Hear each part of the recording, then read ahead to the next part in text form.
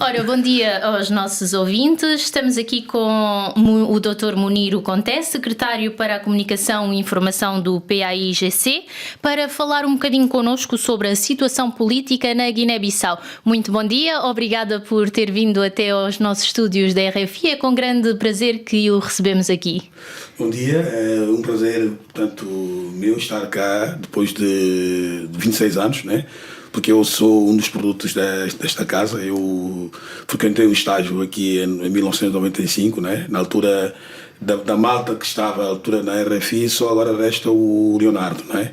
Foi a época do Álvaro Morna, Elisa Drago, Úrsula Soares, Isabel Pinto Machado, Miguel, portanto, António Garcia, que era na altura o chefe, portanto, dos serviços, né? Mas o meu orientador de curso foi o Rui Bacelar, né? Então eu devo muito a esta casa, né? E das duas, digamos, vertentes que eu hoje estou a trabalhar, uma vertente é da comunicação, outra é da vertente jurídica. Dessa vertente da comunicação eu devo muito a esta casa, então eu queria aproveitar esta ocasião, portanto, para mais uma vez render tributo à RFI por me ter tornado um profissional durante muitos anos. É com muito gosto também que o recebemos. Se estiver pronto, podemos então dar início às nossas questões. Sim, claro, se estiver claro. pronto. Pergunto-lhe em primeiro lugar qual é o posicionamento do PAIGC após as ameaças de dissolução do Parlamento pelo chefe de Estado, por alegadamente a Assembleia Nacional Popular ter ignorado o seu projeto, de revisão constitucional, projeto defendido pela CDAO e que aumentaria substancialmente os poderes presidenciais.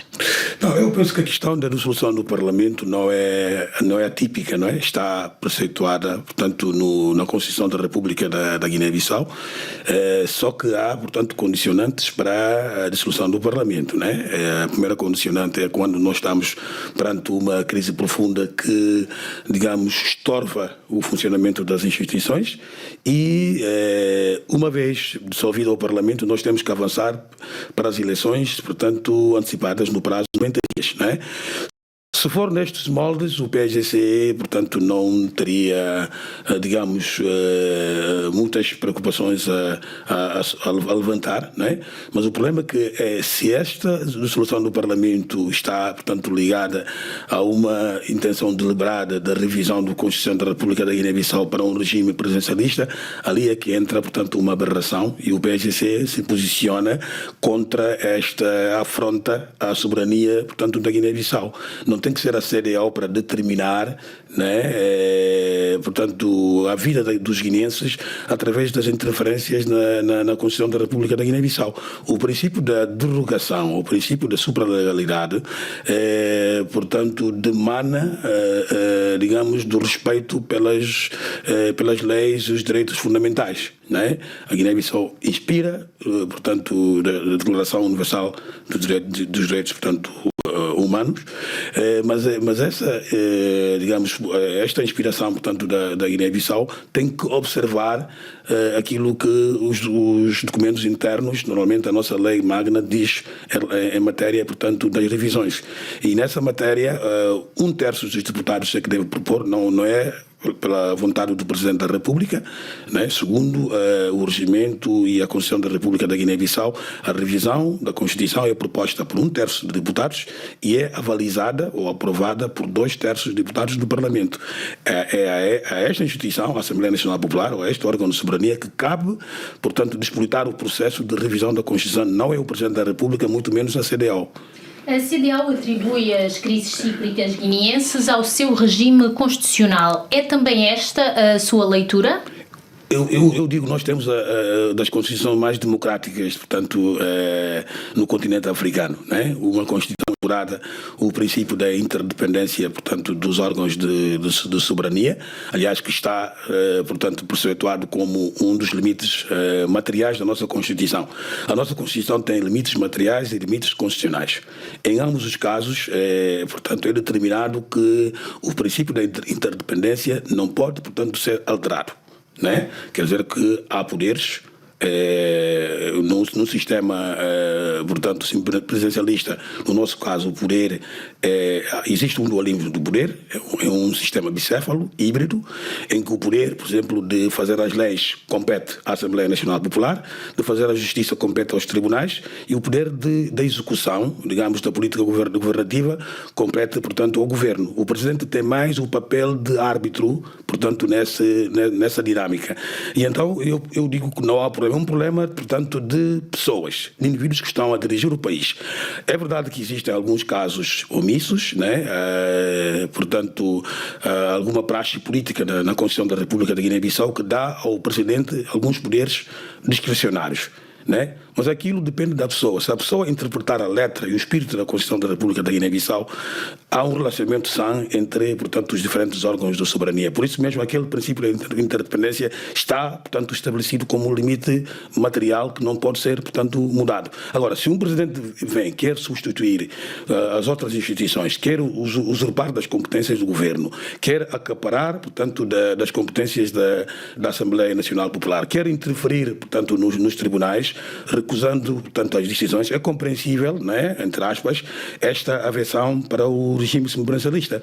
Mas na Guiné-Bissau ficou provado, né, com os presidentes que passaram, que desempenharam esta função, que se primaram por este papel de árbitro que a Constituição da República outorga ao Presidente da República. Então não há uma questão de... não há preocupações em relação a esta questão do semipresidencialismo guineense, porque dá evidências de que o nosso sistema político é dos mais, digamos, democráticos que existe no continente africano. O Verde sempre se pautou pela estabilidade, não obstante dispor de um regime constitucional semelhante. Que comentário se lhe oferece fazer? Justamente porque o Cabo Verde se inspira nesta forma, neste modus facienda e neste modus operandi. Nós ouvimos há dias o presidente José Maria Neves, né, o portanto, presidente eleito em Cabo Verde, a dizer que eu vou unir os cabo-verdianos, eu vou ser árbitro, né, eu vou, portanto, ser o presidente da unidade de todos os cabo-verdianos, né? Em termos constitucionais na Guiné-Bissau, quando o Presidente da República toma posse, quando lhe é conferida, portanto, a posse, ele presta este juramento de ser o árbitro, de ser o símbolo da unidade nacional, né, de ser garante da estabilidade. Este aqui é o papel do Presidente da República. Não é o papel que agora o Umar Sissoco Embalo está a desempenhar. Um Presidente da República quer ser o executivo. Na nossa Constituição, o Presidente não é executivo, o Presidente é o árbitro. Garante o princípio da interdependência. O Presidente é apartidário. E diferentemente dessas, digamos, prerrogativas do Presidente da República, o Presidente da República quer fazer um posto avançado, ser ele, portanto, o executivo, né?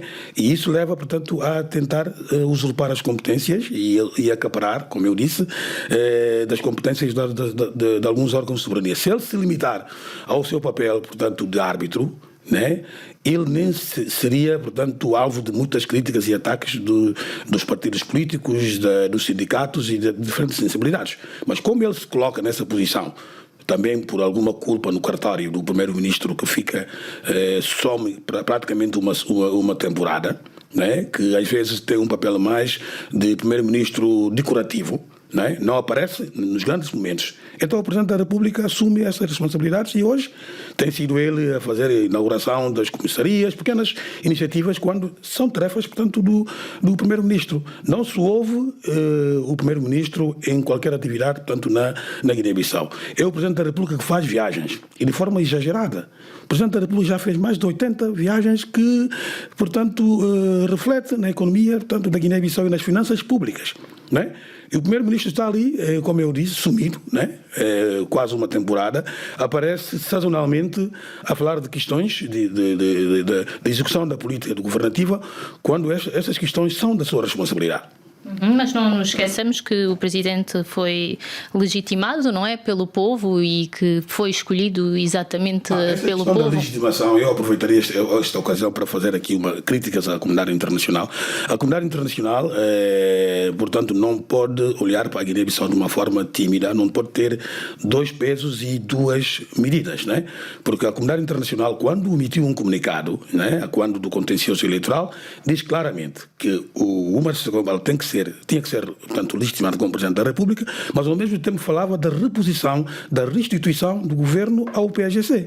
Nós temos que respeitar não só a soberania, né, que nos leva, portanto, à eleição do Presidente, mas também a soberania do voto que conduz a constituição de um governo na Guiné-Bissau. E esta soberania popular, né, otorgou ao PAGC o mandato de governar o país nos próximos 4 anos a partir de 2019.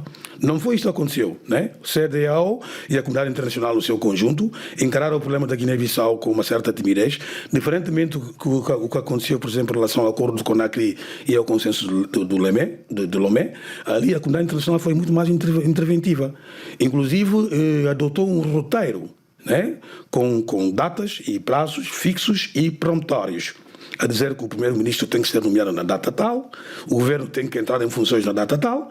Desta vez não foi o que aconteceu, né? Abordou a questão com meio termo, e isto permitiu com que o Umar Sissoco Embaló, portanto, mantivesse este governo ilegal, que o PAGC continua a considerar ilegal, porque não foi sufragado nas urnas, né? O governo tem que ser sufragado nas urnas. E há o princípio para a dissolução de um governo que não foi, portanto, respeitado, né? Considera, portanto, que a CEDEAO estaria a extravasar competências e a impor uma reforma constitucional escrita à medida do presidente Umaro Sissoco Embaló? A lei tem um sentido abstrato, não é? Tem sentido abstrato, mas eu penso que está-se a cozer uma camisa para o atual, portanto, Presidente da República eleito. Né? Porque não se pode pensar que na mudança da Constituição para dar mais poderes ao Presidente, para tornar o Presidente mais omnipresente. Nós já temos um Presidente omnipresente, quer estar em tudo. Né? Por isso mesmo hoje esta polêmica à volta das greves cíclicas se deve mais à intervenção infeliz dele, né? Ao ponto de ter ordenado, né? dado instruções para que o governo não se sente à mesma mesa com os sindicatos. Ora, isto era a competência, portanto, do primeiro-ministro, porque ele é que é o chefe do governo. Então, a CEDEAO não tem que se imiscuir na soberania, portanto, da Guiné-Bissau. Mesmo inspirando-se do tal, digamos, como eu disse na abertura, do tal pacto de estabilidade, democracia e de governação, né? Inspirado no princípio da legalidade, a CEDEAO não pode derrogar as leis, portanto, da Guiné-Bissau, porque baseando no princípio da hierarquia, portanto, das normas, a nossa Constituição está acima, portanto, dos outros instrumentos, né? O princípio da hierarquia das normas fala-se da Constituição, dos tratados, das leis, dos regulamentos, depois portaria e de despacho. Então, quer dizer que a Constituição é uma lei magna. Qualquer decisão que tenha que ser tomada pela comunidade internacional tem que respeitar, portanto, este ordenamento, esta hierarquia, né? Portanto, das normas. E a derrogação não se faz de uma forma avulsa, não se faz de uma forma, portanto, para fazer benesses ou frete a alguém. A derrogação se faz respeitando aquilo que está plasmado, portanto, nesse princípio, digamos, de supralegalidade, inspirado da Declaração Universal dos Direitos Humanos. Faço-lhe outra questão. A União para a Mudança recusou avistar-se com a delegação da CEDEAO por achar que a revisão da Constituição é competência exclusiva da Assembleia Nacional Popular. Que comentário tem a fazer? Eu me alinho, portanto, nesse posicionamento da União para a Mudança, sendo que o PAGC, pelas responsabilidades que tem, às vezes o PAGC não opta por essa forma, portanto, de fazer a política, não é? Embora eu concordo plenamente com a União para a Mudança, porque o PAGC foi o partido mais votado, é o maior partido político na Guiné-Bissau, por isso olhamos, às vezes, as questões com uma certa ponderação. Mas o que não quer dizer que eu não concordo com esta posição, porque isto é chover no molhado. Né? Se existe já, portanto, um projeto de revisão da Constituição, a Assembleia Nacional Popular, né, instituiu uma comissão de revisão em 2014. E esta comissão tomou posse em 2015. Já estava, portanto, a dar passos. Houve, portanto, a dissolução do governo, a exoneração do governo por José Mário Vaz, o processo, portanto, ficou, digamos, em Maria. Mas, há coisa de um ano, se relançou, portanto, os trabalhos dessa comissão de revisão, que justamente vai acautelar algumas zonas de sombra e algumas nuances da nossa Constituição. Se me permite, eu ia avançar, por exemplo, a questão do Procurador-Geral da República, né? A questão, por exemplo, da crise profunda, né? Porque se relativiza a questão da crise profunda na nossa Constituição. 104 diz que o governo, portanto, é demitido em caso de crise profunda, não é? Mas essa questão é relativizada. Então a Constituição quer, por exemplo, arranjar, portanto, um barómetro para dizer que a crise é profunda quando, por exemplo, nós estamos perante 3, 4 missões de censura. É só um exemplo, não é? E a questão da presidência, portanto, presidir o Conselho de Ministros, que é digamos, um artigo ou uma prerrogativa constitucional que nós transladamos, que foi transladado da Constituição da República Portuguesa. Mas ali se diz, nem tacitamente, expressamente, que o Presidente da República preside o Conselho de Ministros quando requerer. Não é? É a tal praxe política que eu falei a abrir esta entrevista. Não é? O Presidente surge, no caso de Portugal, houve aquela questão, por exemplo, recentemente a questão da pandemia, que é uma questão sensível. Quando houve a vaga de incêndios em Portugal, o Presidente Marcelo Rebelo de Sousa também presidiu o Conselho de Ministros, mas não tem que ser uma coisa sistemática, porque o Presidente da República, a presidir sistematicamente o Conselho de Ministros, retira esta função constitucional ao Primeiro-Ministro. Certo. Gostaria de prosseguir agora um bocadinho sobre a área da saúde. Que leitura faz da requisição civil que chegou a ser decretada no setor da saúde, incluindo da cooperação cubana, com vários técnicos a serem levados à justiça por supostamente estarem ligados à morte de pessoas por falta de assistência? A questão da requisição civil está, portanto, plasmada na nossa Constituição, em alguns regulamentos, nomeadamente a Lei da Liberdade Sindical, não é? Mas a requisição civil é feita mediante uma situação, portanto, de paralisia total, né, das instituições essenciais, dos serviços essenciais, e que tem, portanto, digamos, vitais para a economia da Guiné-Bissau. Não foi, no fundo, o que guiou esta requisição civil. Esta requisição civil foi guiada por uma forma intencional para retaliar os quadros técnicos que estavam a reivindicar atrasados, que estavam a reivindicar a questão da carreira de médicos, né? No governo do PAGC, liderado pelo Dr. Aristides Gomes, foi adotada, portanto, a carreira docente, que permitiu aos professores saírem, portanto, de um salário que nem chegava a 50 euros para estarem, portanto, a mais de 500 euros de alguns professores categorizados, né? Então, mas os sindicatos fazem essa exigência no sentido de poder valorizar, portanto, esta categoria que são os médicos. É um desfazamento total, não é? Ter um Presidente da República a receber 50 milhões, quase 100 mil euros, e ter um médico que ganha, portanto, 100 euros. Então, é uma reclamação injusta que, em vez do governo, portanto, tomar medidas compensatórias para poder ultrapassar esta situação, o governo opta por uma política de retaliação. A questão dos serviços mínimos é negociada tanto quanto a questão da requisição civil. Aliás, disse que na requisição civil é o único momento em que um trabalhador está à disposição, portanto, do Estado.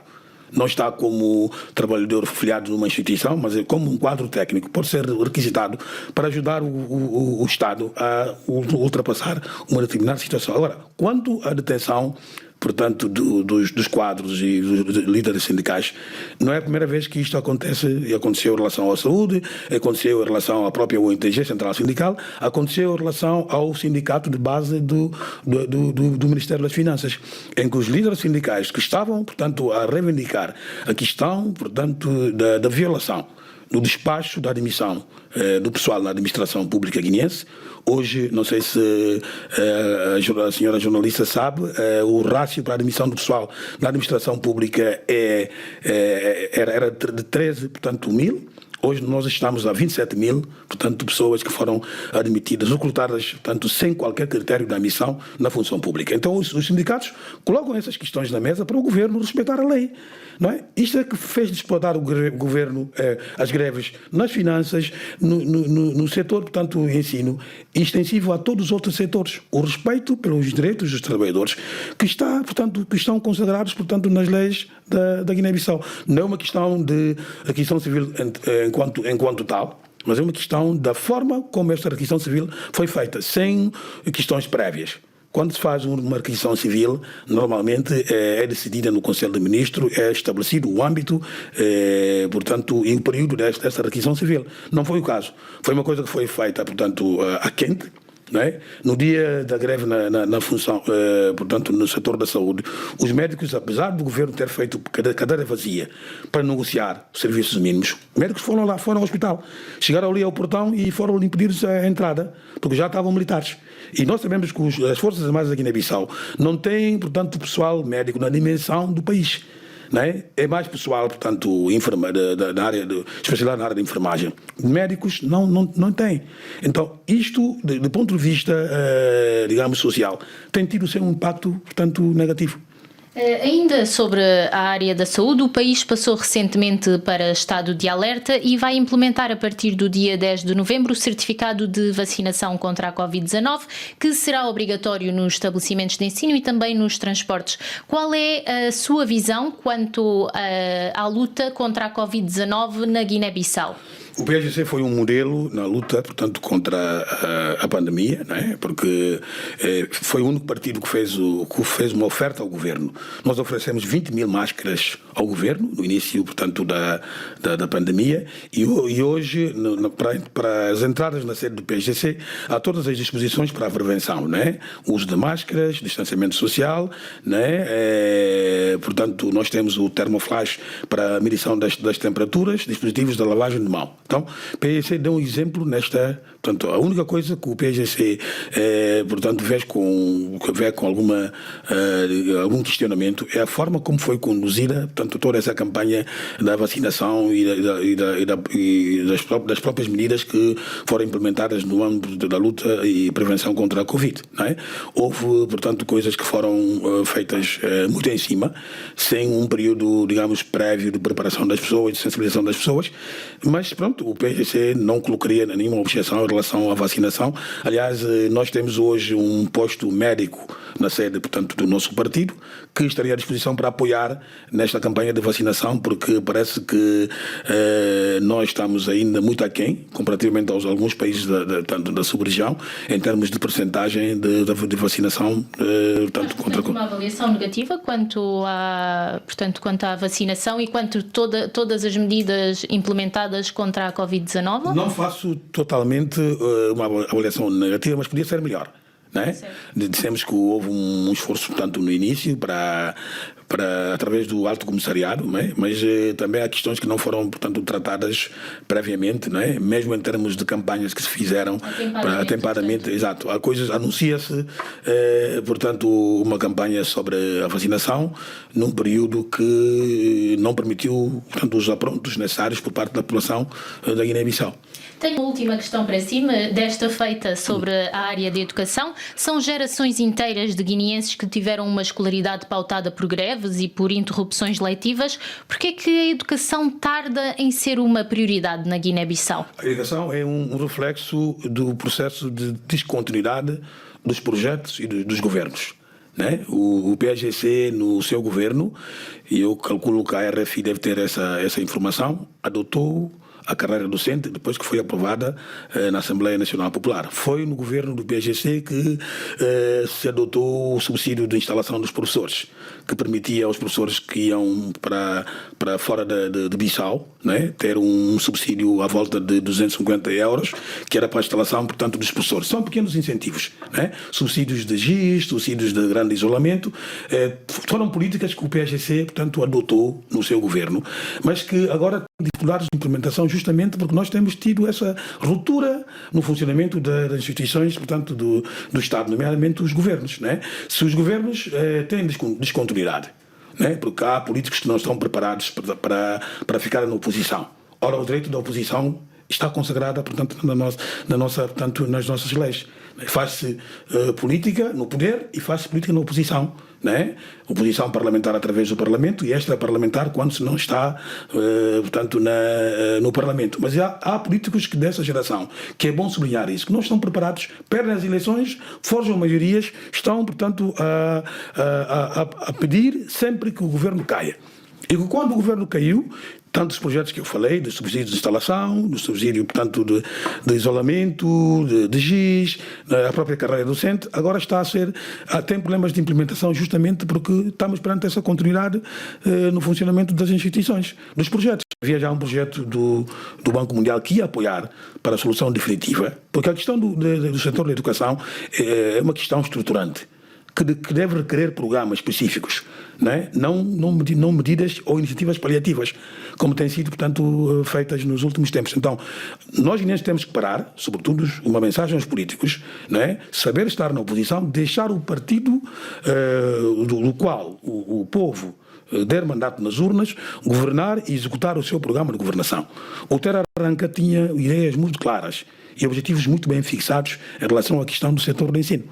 E foi na base disso que nós, portanto, implementamos a carreira docente e muitas outras medidas iam acontecer que iam permitir alavancar, portanto, o desenvolvimento. Falta fazer, não é? Muito mais falta fazer. Então, mas é preciso que o país tenha governos estáveis. E os governos estáveis têm que decorrer num processo de eleições, com o povo da Guiné-Bissau a dar um mandato a um governo. Não quando o povo dá mandato a um governo, aparecer um conjunto de políticos, fazerem esquemas para dirigir ao país. E a Guiné-Bissau está a ser reflexo disso, e o setor da educação, sendo um setor vital, o setor da saúde, sendo um setor vital, estão a ser, portanto, têm a ter mais incidências destas crises cíclicas derivadas da descontinuidade dos governos e dos programas. Dr. Munir Conté, muito mais existiria para abordarmos, mas penso que tocamos nos pontos essenciais sobre a questão política neste momento na Guiné-Bissau. Agradeço imenso a sua vinda à RFI, foi um gosto tê-lo aqui e noutras oportunidades falaremos certamente. Muito obrigada. Muito obrigado.